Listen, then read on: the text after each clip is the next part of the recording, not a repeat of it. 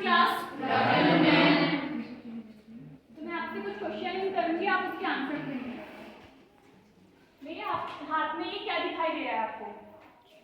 हाँ शिवानी बताइए। अच्छा कोई बात नहीं, आप गुड, बैठ जाइए। हाँ शिवानी आप बताइए। वेरी गुड, बैठ जाइए।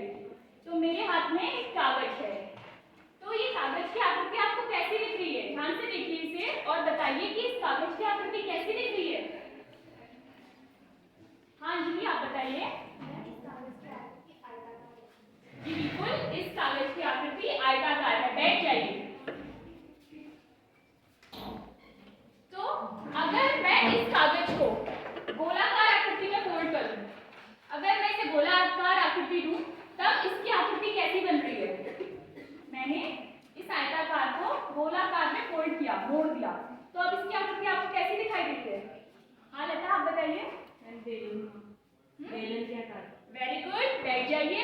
ये जो आकृति है, जो हम इसे फोल्ड करते हैं, तो ये बेलनाकार आकृति की कुछ इस तरह प्रतीत होती है हमें। तो अगर हमें इस आकृति को पूरा कवर करना हो, अगर हमें इसके पूरे पृष्ठ को ढकना हो किसी से, तो हमें कितने कागज की आवश्यकता पड़ेगी? तो हमें इससे पूरे इसको कवर करने के लिए कितने कपड़े की, कागज की आवश्यकता पड़ेगी? चलिए कोई बात नहीं। जो अगर हम इस पृष्ठ को पूरे कपड़े से या किसी भी चीज से ढकना चाहें, तो इसके कुल पृष्ठीय क्षेत्रफल के बराबर हमें कपड़े की या कागज की आवश्यकता पड़ेगी। तो मैं आज आपको total surface area of cylinder के बारे में बताने वाली हूँ। किसके बारे में?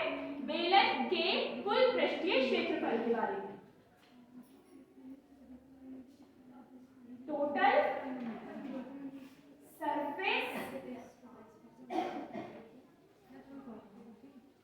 Surface area of cylinder.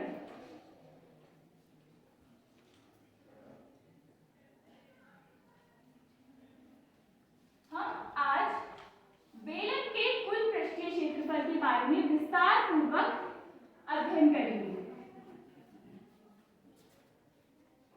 तो मैं आपको एक आकृति दिखा रही हूं और आप मुझे ये बताइए कि ये आकृति किसकी है? हाँ रजनी आप बताइए। मैम ये आकृति बेलनाकार है। जी बिल्कुल, बैठ जाइए। ये आकृति है जो वो एक बेलनाकार आकृति है। अब इस बेलनाकार आकृति को आप ध्यान पूर्वक देखिए और बताइए कि इसके निचले पृष्ठ और ऊपरी पृष्ठ की आकृति आपको कैसी दिखाई दे रही है? हाँ इनको आप बताइए। इस बेलनाकार आकृति के ऊपरी और निचले पृष्ठ का जो भाग है वह गोलाकार है। हाँ बिल्कुल, बैठ जाइए। जो ये हमारे पास एक बेलनाकार आकृति है, इसका ऊपरी पृष्ठ और निचला पृष्ठ ये कैसा है? वृत्ताकार, गोलाकार। ठीक है, तो आप ये बताइए कि अगर मुझे इसको कलर करना हो, मेरे पास बेलनाकार आकृति है, अगर मुझे इसे कलर करना है, रंग करना है, तो मुझे कितने पेंट की आवश्यकता पड़ेगी? मेरा क्वेश्चन ध्यान से देखिए, सुनिए इसे कि अगर मेरे पास कोई बेलनाकार आकृति की कोई भी वस्तु है, मुझे उसे कलर करना है, तो मुझे उसके लिए कितने पेंट की आवश्यकता पड़ेगी? चलिए कोई बात नहीं, मुझे इसके कुल पृष्ठीय क्षेत्रफल, इसके total surface area of cylinder के बराबर पेंट की आवश्यकता पड़ेगी। तो हम सबसे पहले टोटल सरफेस ऑफ एरिया के बारे में देखेंगे। Total surface area, total surface area of cylinder.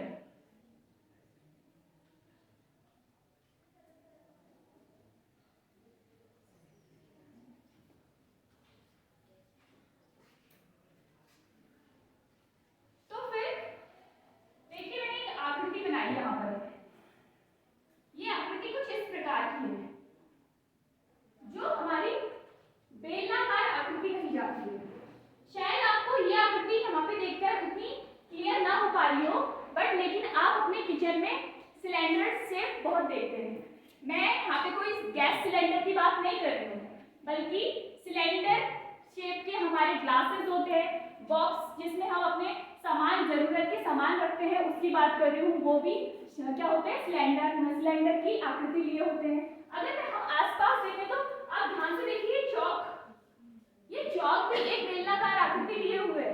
अगर हम वायर्स की बात करें, हमारे जो आमने सामने वायर दिख रहे हैं, वो वायर्स भी जो होती है वो भी सिलेंडर आकृति यानी बेलनाकार शेप्स की होती है, बट वो बहुत छोटी होती है, तो हम उसको ध्यान नहीं देते हैं उसका। ठीक है, तो अब हमारे पास अगर कोई बेलनाकार आकृति यानी सिलेंडर का शेप है, तो उसकी कुछ रेडियस भी होगी, त्रिज्या भी होगी उसके जो सर्किल होते हैं, ऊपरी और निचला सिरा, जो इसका सरकमफ्रेंस है, फेसेस है जो दो सरकमफ्रेंस के, इसके कुछ रेडियस भी होगी और इसकी कुछ हाइट भी होगी, इसकी कुछ रेडियस भी होगी और कुछ हाइट भी होगी। जैसे मैं आपको एक ऑब्जेक्ट दिखा रही हूँ जो हमारा परफेक्ट एग्जांपल है बेलनाकार आकृति का, जिसकी एक लेंथ है, एक हाइट है, इसकी एक हाइट है और इसके पास दो सरफेस है हमारे जो सर्किल गोलाकार आकृति लिए हुए हैं। तो ये कुछ इस तरह के शेप, वो छोटे शेप हो, बड़े शेप हो, चाहे कितने कैसे भी हो, तो ये सब एक हमारा बेलनाकार आकृति लिए हुए हैं। तो ये सब हमारे सिलेंडर्स के शेप में गिने जाते हैं। तो हम बात कर रहे हैं total surface area of cylinder. Total surface area of cylinder, जिसमें हमारे ये जो गोलाकार आकृति बात की हमने, यहाँ पर एक ये और एक ये, जिसकी हमने रेडियस दी है r। ये हर ऑब्जेक्ट की अलग अलग होती है और हाइट भी सबकी अलग अलग होती है। हम डिनोट कर रहे हैं r और h, हाइट और रेडियस से।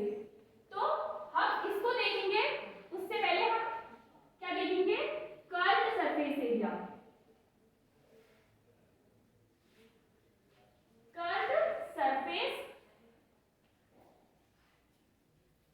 एरिया,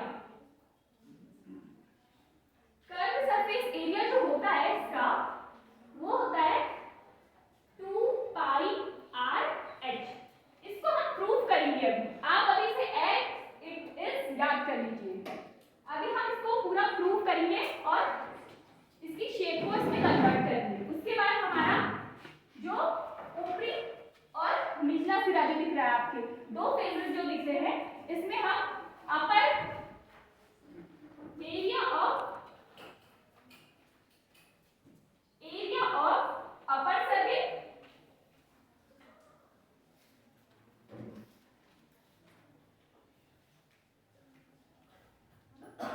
और एरिया ऑफ लोअर सर्किल, इन दोनों की बात करें तो दोनों सेम है, r इक्वल है दोनों के। तो फिर इनका जो हमारा होता है, हमने प्रीवियस में पढ़ा है कि हमारा जो सर्किल होता है उसका जो एरिया होता है वो पाई r स्क्वायर होता है। कितना होता है, पाई r स्क्वायर। तो ये और ये इक्वल है, तो दोनों का एरिया पाई r स्क्वायर ही होगा। तो फिर अब हम क्या बात करते हैं इसकी total surface area of cylinder की।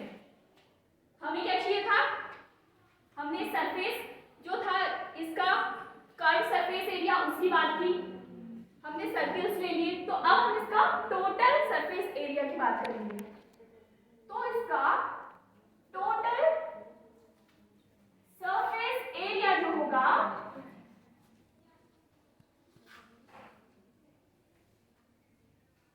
वो, इसका जो हमने सरकमफ्रेंस देखा वो लिख देते हैं हम यहाँ पे। कितना देखा हमने, 2 पाई r h, 2 पाई r h। और जो हमने सर्किल्स देखे अपर और लो, बिलो वाले, ये देखो अपर और लोअर, ये कितने देखे हमने, पाई r square plus pi r square. तो हमने यहाँ से देखा कि ये तो हमारा 2 पाई r स्क्वायर ही रहेगा, 2 पाई r h, और ये r स्क्वायर पाई पाई दोनों सेम है, तो ये दोनों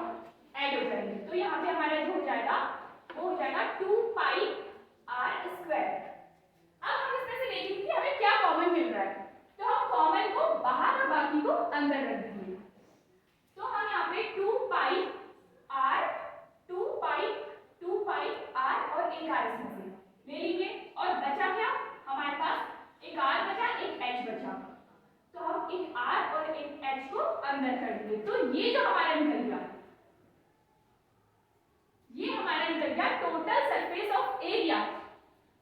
अब ये वस्तु छोटी है बड़ी है जैसी भी है, उस हिसाब से हम इसकी रेडियस, इसकी हाइट में चेंजेस करेंगे और हमारे जो भी आंसर है वो हमें मिल जाएंगे। तो हमने बात यहाँ पर एक चीज छोड़ी थी, वो छोड़ा था कर्व्ड सरफेस एरिया, सरकमफ्रेंस, ये कैसे आई। तो मैंने आपको अभी थोड़ी देर पहले एक कागज दिखाया था और दिखाया था, बताया था आप लोगों ने कि ये रेक्टेंगल शेप का है, ये रेक्टेंगल शेप का है जिसकी एक लेंथ और एक विड्थ भी है। तो अगर हम बात करते हैं कर्व सरफेस एरिया, इसको CSA से डिनोट कर रही हूं मैं, कर्व सरफेस एरिया। तो देखिए इसकी एक लेंथ भी है, इसकी एक विड्थ भी है, इसकी एक लेंथ भी है, इसकी एक विड्थ है।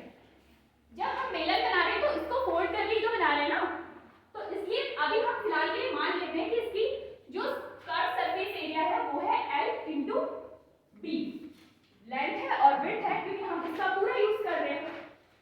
तो अब आप ध्यान से देखिएगा, जो लेंथ और विड्थ है जब हम इसको फोल्ड कर रहे हैं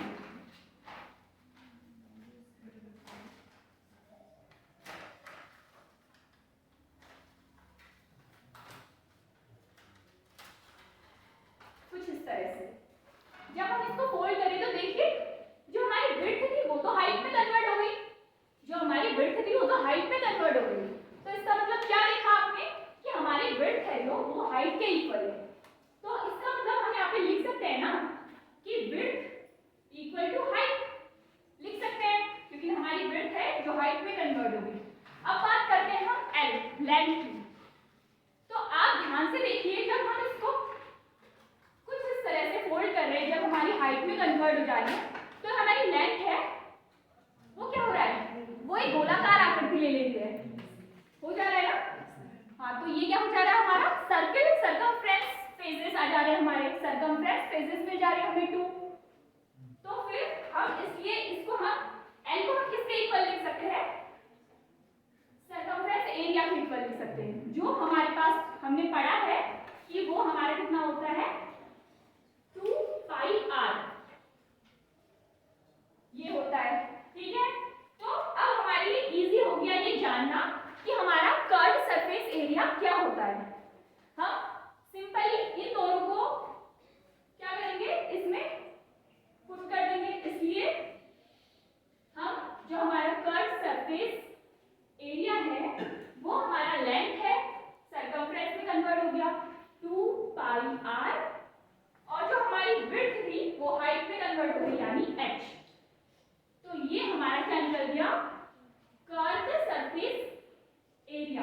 हमने जो ये लिया, एक पेपर लिया, ये पेपर क्या था, कुछ इस तरह से हमने इसे फोल्ड कर दिया, एक दूसरे से कुछ इस तरह से हमने इसे फोल्ड कर दिया, फोल्ड करके हमें यहाँ पे सरकमफ्रेंस मिल गई और ये जो है ये हमारी हाइट मिल गई। तो हमें इससे हमारा कर्व सरफेस एरिया प्राप्त हुआ। अगर हम इसको थोड़ा डिटेल में और समझने की कोशिश करें तो हम देखते हैं, ये देखिए, अगर हम कोई पेपर शीट लेते हैं, अगर हम कोई पेपर शीट लेते हैं, हमारा पेपर शीट रेक्टेंगल शेप का है, तो उसकी हाइट अभी हमने देखा कैसे आई, तो ये विड्थ हाइट में कन्वर्ट हो गई और जो लेंथ है वो सरकमफ्रेंस में कन्वर्ट हो गया। जब हमने इसको फोल्ड किया तो कुछ इस तरह से मिला और हमारे पास सर्कल्स आए, जो 2 सर्कल हमने अपर और बिलो में कवर्ड कर दिया इसे। तो इससे हमारा जो total surface area of cylinder आ गया वो कितना आ गया 2 पाई r प्लस h, जो हमने इन डिटेल यहाँ पे निकाला है। ठीक है, तो हमारा इससे हम इजीली हम किसी भी आयताकार पेपर से हम इजीली किसी को भी सिलेंडर के शेप दे सकते हैं। तो हमें सिलेंडर का शेप किस तरह से मिला आप लोगों ने देखा, आप सभी को समझ में आया ना। हाँ, तो फिर हमने इस तरह पूरी प्रोसेस देखी, आपने इसे नोट डाउन किया, आप इसे नोट डाउन कीजिए। देखिए, हमने सबसे पहले टोटल सरफेस एरिया निकाला, उसके लिए हमने कर्व सरफेस एरिया की बात की जिसे हमने बाद में सॉल्व किया। Area of upper and lower circle की बात की जो हमने प्रीवियस में पढ़ा है, और यहाँ टोटल सरफेस एरिया की हमने पूरी स्टार्टिंग से एंड तक उसको सॉल्व किया। फिर हमने जो यहाँ पे ड्रॉ किया था अपना कर्व सरफेस एरिया, हमने इसे निकाला और ये मिला हमें, वो कुछ इस तरह फोल्ड करके हमें प्राप्त हुआ। तो अब आपने ये उतार लिया। हाँ, तो आपको अब टोटल सरफेस एरिया निकाल के बारे में जानने में कोई भी दिक्कत नहीं होगी। आप किसी भी फॉर्म में एक कागज को, चाहे वो लेंथ उसकी छोटी हो बड़ी हो, हाइट छोटी हो बड़ी, आप उसको इजीली अपने सिलेंडर के फॉर्म में चेंज कर सकते हैं। ठीक है, सिलेंडर के फॉर्म में उसे इजीली चेंज कर सकते हैं और अपने आसपास के जो घरेलू सामान है उनमें हम अपने शेप को ढूंढ सकते हैं। हम अपने किचन में, डब्बों में, अपने पानी के ग्लास में, हम अपने जरूरत के सामान में, लाइट्स में, हम हर जगह पे अपने सिलेंडर शेप को ढूंढने में सक्षम हैं। तो फिर आप मुझे बताइए कि जो हमारा टोटल सरफेस एरिया, जो हमारा कुल बेलन का कुल पृष्ठीय क्षेत्रफल है, वो कितना होता है? हाँ भावना, आप बताइए। The total surface area of the cylinder is 2 pi r, r plus h. और इसमें r और h क्या है? R is the radius of the cylinder and h is the height of the cylinder. Very good, आपने बिल्कुल सही जवाब दिया। बैठ जाइए। जो हमारा रेडियस है वो r से डिनोट हो रहा है और जो हमारी हाइट है वो h से डिनोट हो रही है। तो फिर अब मैं यहाँ पे आकृति ड्रॉ कर रही हूँ और आप मुझे बताएंगे कि ये आकृति कौन सी है। ये देखिए, ये जो मैंने एक आकृति बनाई,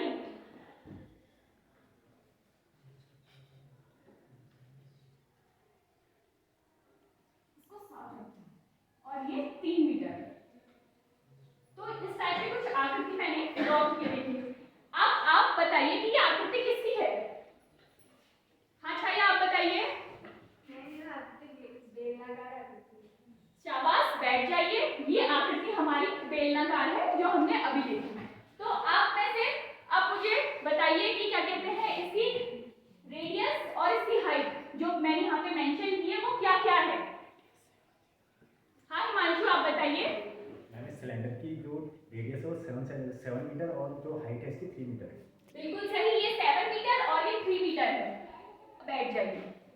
तो फिर आप मुझे ये बताइए कि हाँ, 3 मीटर की हाइट, ऊंचाई, और 7 मीटर की रेडियस यानी त्रिज्या जो होती है, उसकी कुल पृष्ठीय क्षेत्रफल को कैसे निकाल सकते हो?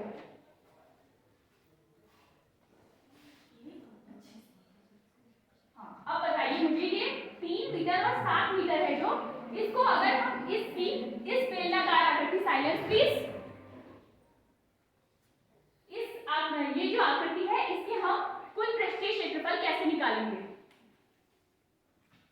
कोई बात नहीं, चलिए हम करके देखेंगे कि ये आकृति कैसे निकलती है, और आप लोग भी इसे नोट डाउन भी कीजिएगा। तो हमें सबसे पहले देखिए कि ये जो बेलनाकार आकृति है इसकी रेडियस है कुछ, तो रेडियस ऑफ सिलेंडर,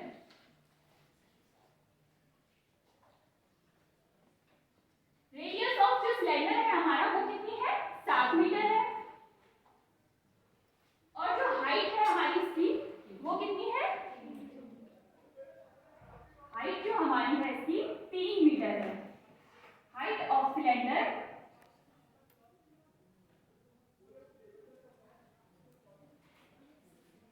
वो है 3 मीटर। तो अभी हमने अपना फॉर्मूला देखा था, जो हमारा total surface area, TSA, total surface area जो हमारा था वो कितना आया था? 2 पाई r डॉट यानी इनटू r प्लस h। कुछ इस प्रकार से हमारा फॉर्मूला था। तो अब हम r और h जो हमें मिला है, हमें जो भी मिला है चित्र से, उसको हम इसमें पुट कर देंगे। तो देखिए हमारा 2 और पाई, यहाँ पे हमारा जो पाई है, जो हमारे यहाँ पे पाई है, इसका एक स्टैंडर्ड मान होता है, वो होता है 22/7। या अपॉन 7, ठीक है। तो हम यहाँ पे जब भी हमारा पाई कोई भी अगर हमारे पास वो आता है टोटल सरफेस एरिया निकालने के लिए, तो हम अपने हाथ जो पाई है, पाई की वैल्यू हमेशा 22/7 यानी 22/7 ही रखेंगे। तो फिर चलिए हम इसको सॉल्व करते हैं। 2 पाई की वैल्यू हम यहाँ पे रखेंगे 22/7, जो हमारा r है रेडियस 7 मीटर, और ये हमारा अंदर है 7 प्लस हाइट है हमारी 3 मीटर। तो ये देखिए हम क्या करेंगे, यहाँ पे आप देखिए कि जो जो हमारे डिवाइड कट रहे हैं हम काट देंगे, 7 से 7 कट जाएगा, ठीक है। अब क्या बचा हमारे यहाँ पे 2 × 22 और 7 और प्लस 3 = 10।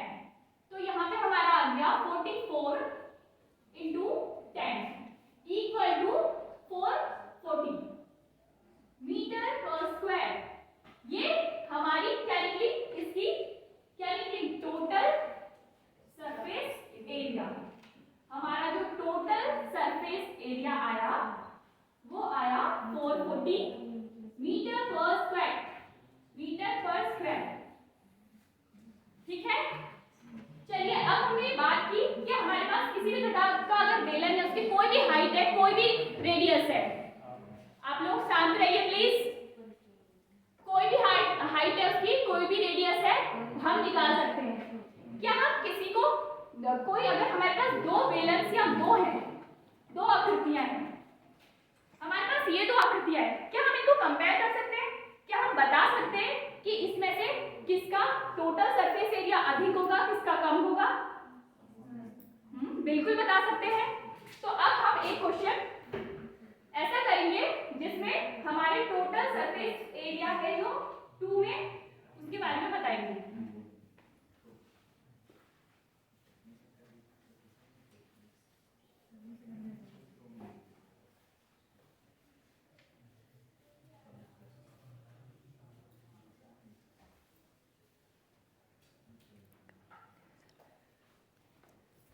हम यहाँ पे क्या कर रहे हैं, क्वेश्चंस कर रहे हैं। क्वेश्चन रिलेटेड टू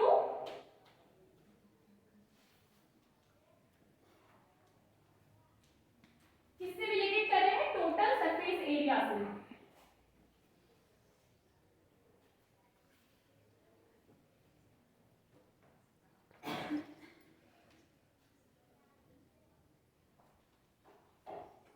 तो हम किसी 2 बेलेंस को कंपेयर करने जा रहे हैं। मान लीजिए हमारे पास इस टाइप के 2 बेलनाकार आकृतियां हैं, कुछ इस तरह से। अब हमारे पास इसका डायमीटर, इसका जो डायमीटर है वो 7 है, और इसका डायमीटर जो है वो 14 है, और इसकी जो हाइट है वो 14 है, और इसकी जो हाइट है वो 7 है। अब हमें बताना है कि इसमें से टोटल सरफेस एरिया किसका अधिक होगा, इसमें से टोटल सरफेस ऑफ एरिया किसका होगा। तो हम सिंपली क्या करेंगे,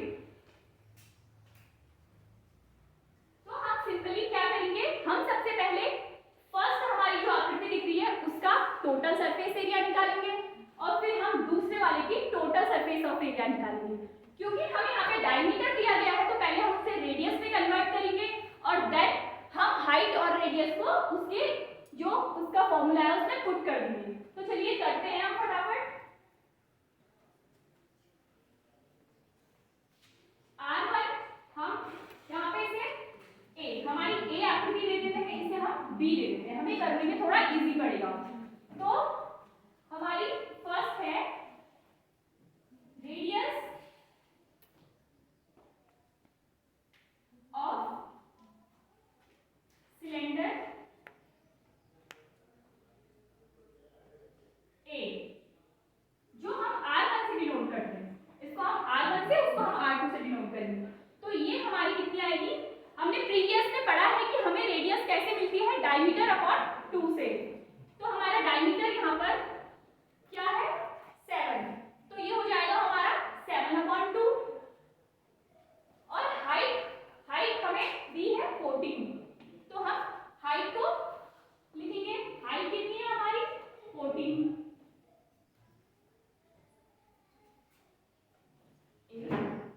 h इक्वल टू 14। तो हम यहाँ पे क्या करेंगे, हम अपना फॉर्मूला पुट करेंगे यहाँ पर a के लिए। हम यहाँ पे एरिया निकालेंगे a के लिए, ये आ गया 2 पाई r प्लस h। आप लोगों को ये ध्यान रखना है, जब हम कोई भी क्वेश्चन करते हैं तो हम सबसे पहले उसका फॉर्मूला लिखते हैं, फॉर्मूले को मिस नहीं करना है। तो फिर हम आगे बढ़ेंगे, हमारे पास अब हम इसको r1 और r2 ले रहे हैं, तो हम इसमें r1 और r2 पुट कर देंगे। तो 2 ऐसी, पाई की वैल्यू मैंने आपको बताई थी अभी 22/7। हमारे पास r1 क्या निकला है 7/2 और इनटू हमारा 7/2 अंदर भी चला जाएगा, प्लस हमारा h है 14। तो अब हम इसको सिंपलीफाई करेंगे। देखिए 2 से 2 कैंसिल हो रहा है और 7 से 7 कैंसिल हो रहा है, और इसका हम क्या करेंगे एलसीएम करेंगे और इसको भी हम सिंपलीफाई करेंगे। तो ये हो गया 22 बचा यहाँ से, इनटू यहाँ से 2 और 2 इसमें 1 है। जब किसी के नीचे कुछ नहीं होता है तो हम से 1 की तरह अज्यूम करते हैं, तो हम इसका जो एलसीएम हम इसका दोनों का वो करेंगे तो कितना आएगा 2 और ये 7 प्लस 2 1 2 और 14 28। ठीक है, तो हमारे यहां से निकल गया कितना 22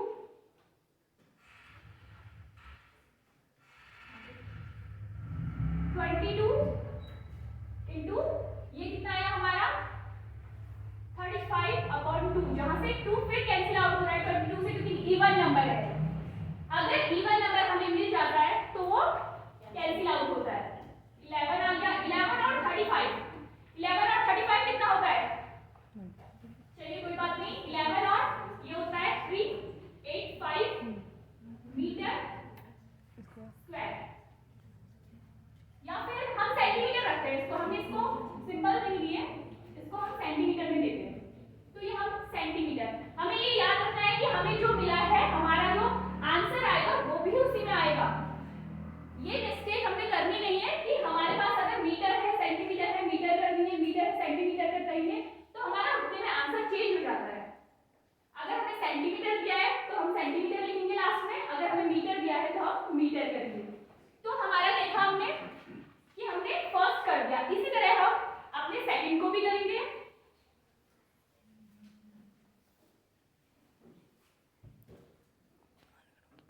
देखिए फटाफट इसको, रेडियस r2 जो हमारी है वो कितनी है 14 है, हमारा जो 7 है, डायमीटर है जो 14 है, जो r2 आ जाएगा हमारा वो आ जाएगा 7। हमारा जो h2 है वो हमारा एज इट इज रहेगा h2 इक्वल टू 7।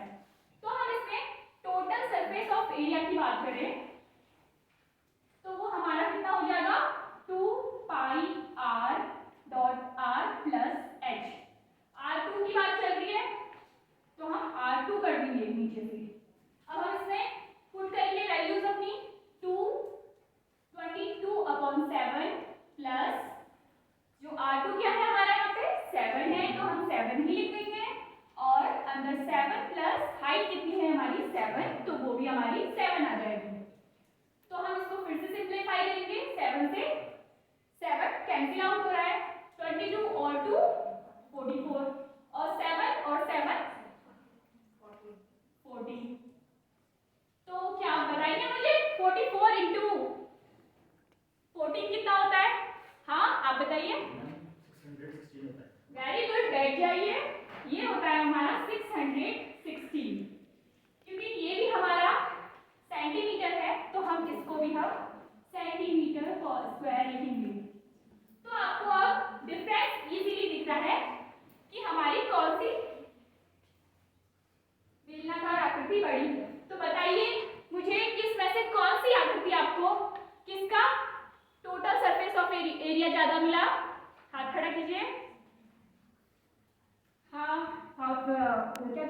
अंजलि आप बताइए। हमें R2 का सरफेस एरिया जानना है। R2 यानी डी वाले का मिला ना।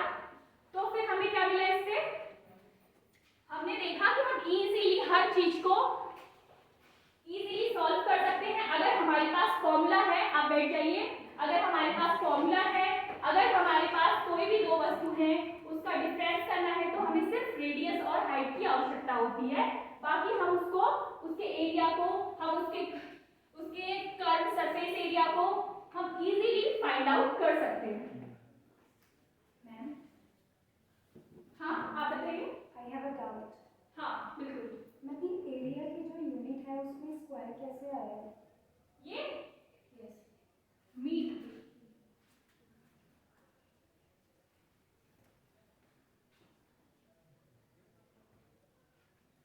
आपके पास ये रेडियस है, हाइट है, ठीक है,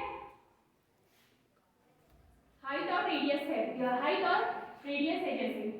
तो फिर आपको जब इसका किसी भी एरिया और ये निकालना होता है ना तो इसका हम स्क्वायर कर देते हैं। मतलब जब हम इसका आंसर निकालते हैं वो हमारे स्क्वायर मीटर को स्क्वायर के ही फॉर्म में आता है, वो हमारे डेसिमल्स और अदर उससे आता है। वो आप अभी आगे चलते फिर पढ़ेंगे उस चीज को नेक्स्ट क्लास में, ठीक है। बैठ जाइए। जब भी हम कभी हाइट और रेडियस की बात करते हैं तो हम उसके जो आंसर होता है उस आंसर को हम स्क्वायर के फॉर्म में ही लिखते हैं। तो आप मुझे बताइए, अगर किसी का 7 रेडियस है और 7 ही हाइट है तो उसकी आप टोटल सरफेस एरिया निकाल सकते हैं?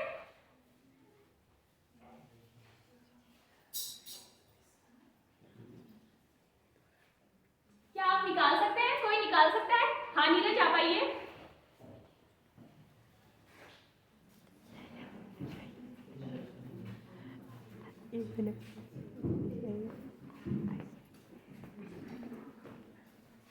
R और H, ये आपको 7 दिया है और ये आपको ये भी 7 दिया है, तो आप इसका टोटल सरफेस ऑफ एरिया निकालिए। हमको R = 7 सेंटीमीटर दिया है। आप डायरेक्टली टोटल सरफेस एरिया का फॉर्मूला लिखिए और उसमें पुट कीजिए। हाँ सेंटीमीटर। तो ma'am total surface area, centimetre, total surface area = 2 pi r into r + h whole. Very good.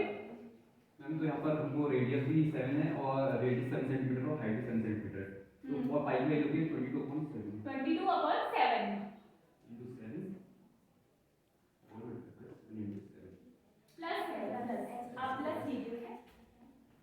Formula आपने फॉर्मूला सही लिखा है ना, आप इसको ऊपर से देखिए और अच्छे से लिखिए। 7 और 7 कैंसिल मैम। हाँ 7 into 7 44 into 14। Very good. 76 plus 440 that is 6 1।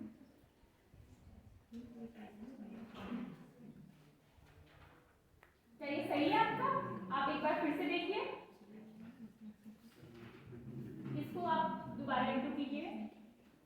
44 56/5 बचा आपका, फिर आप 14 से करेंगे 56 और 61।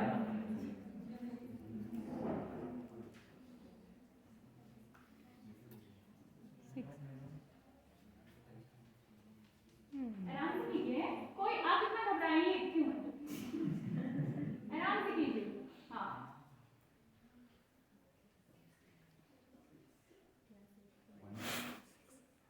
5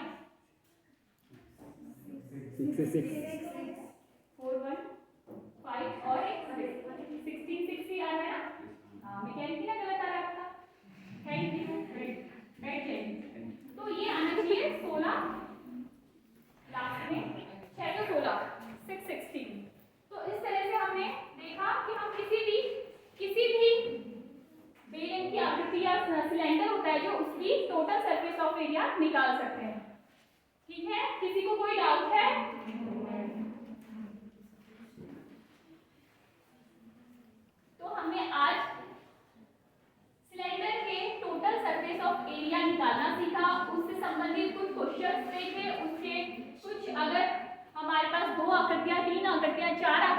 भी आ जाती हैं तो हम उसमें डिफरेंस पता कर सकते हैं कि कौन सी छोटी है और कौन सी बड़ी है। तो फिर आई होप आपको ये सारा क्लियर हो गया होगा। तो अब आपके लिए एक होमवर्क है, आप इसको कीजिएगा। आपको ये करना है, ठीक है, जिसमें 14 सेंटीमीटर रेडियस है हमारी। हमने एक बेलनाकार आकृति ली है जिसमें 14 सेंटीमीटर हमारी रेडियस है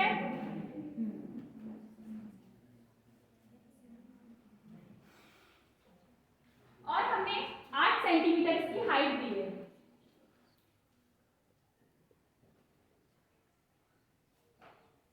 कुछ इस तरह की हमारी एक आकृति है जिसमें हमने 14 सेंटीमीटर रेडियस दी है और 8 सेंटीमीटर ऊंचाई दी है, देखो हाइट दी है उसकी। तो फिर हमें इसका कुल पृष्ठीय क्षेत्रफल यानी total surface area of cylinder निकालना है। हो जाएगा ना? हाँ, आप लोग इसे कोशिश कीजिएगा और अगर नहीं आता है तो हम इसे फिर रिवाइज करेंगे, ठीक है?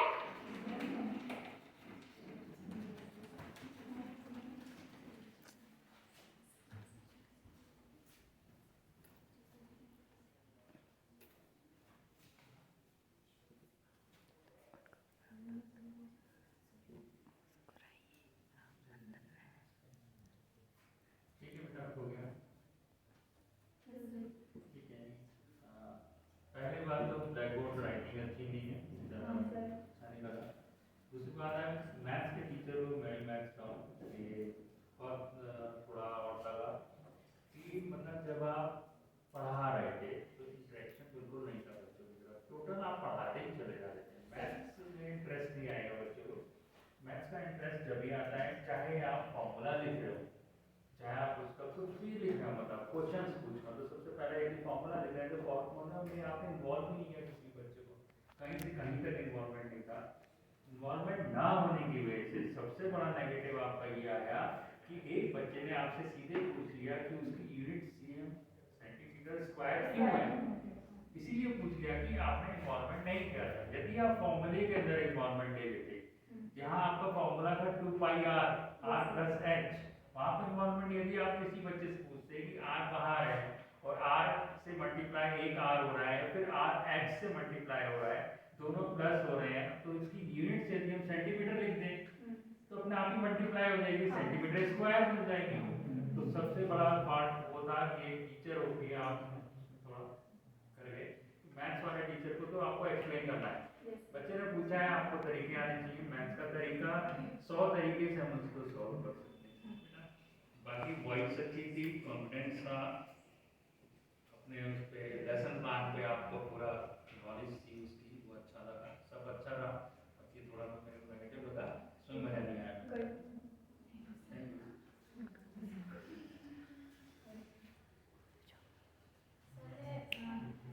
मैथ्स के टीचर होने के नाते आपको बहुत इम्पोर्टेंट पॉइंट बताया है, जिसमें है कि जब बच्चा कोई आपसे क्वेश्चन पूछता है, उसको मतलब उसका प्रीवियस नॉलेज से रिलेटेड वो क्वेश्चन है, वो नहीं समझ पा रहा, तो मुझे भी ऐसा ही लगा आपके टीचिंग में कि आपने उसको प्रॉपरली जस्टिफाई नहीं किया है ना। मतलब वो बच्चा ज़बरदस्ती बैठ जरूर गया, लेकिन आपका जो एक्सप्लेनेशन था वो सेटिस्फैक्ट्री नहीं था, ये मैंने भी पॉइंट आउट किया। मुझे एक और दिक्कत हो रही थी, सेंटीमीटर स्क्वायर बोलना है और आप पर मीटर स्क्वायर बार बार बोल दे रहे हो, वो दोनों दो चीज़ें हैं, तो और ब्लंडर है, ठीक है ना, ये आप बार बार कर रहे हो। तीसरी बात कि आप हर वक्त यूनिट लिखना भूल जा रहे हो, और मैथ्स में आपने खुद भी पॉइंट किया है कि अगर यूनिट चेंज हो गया है तो आंसर चेंज हो जाएगा। Yes ma'am. ऐसा नहीं, आपने क्या किया, पूरा मैथ्स बना दिया, फिर आपका ध्यान यूनिट पे जाता है, ठीक है, क्वेश्चन सॉल्व करने के बाद यूनिट पे आपका ध्यान गया है, जबकि आपको उसको थ्रू स्टार्टिंग से ही हाईलाइट करना था। मैम ये मेरी पहले से रही है, इसकी दिक्कत मुझे मेरे मैथ्स के टीचर भी लाते हैं। अब आप इसको फॉरवर्ड मत कीजिए ना अपने स्टूडेंट यस में, मैम। इसको आप इम्प्रूव कीजिए, ठीक है। रिमेनिंग जो बात है, जो पॉजिटिव पॉइंट है वो ये है कि वॉइस बहुत अच्छी है, कॉन्फिडेंस बहुत अच्छा है, लेसन के ऊपर आपका कमांड भी बहुत अच्छा है, और आपने बहुत कॉन्फिडेंटली प्रेजेंट भी किया है, ठीक है। देखो सब्जेक्ट नॉलेज के बारे में मैं बहुत ज़्यादा नहीं बोलूँगी, कुछ चीज़ें हैं। एक तो ये है कि पहले पॉजिटिव ये है कि लेसन की प्रिपरेशन आपकी बहुत अच्छी थी, इस वजह से आपका अपनी टीचिंग पे कॉन्फिडेंस बहुत अच्छा था।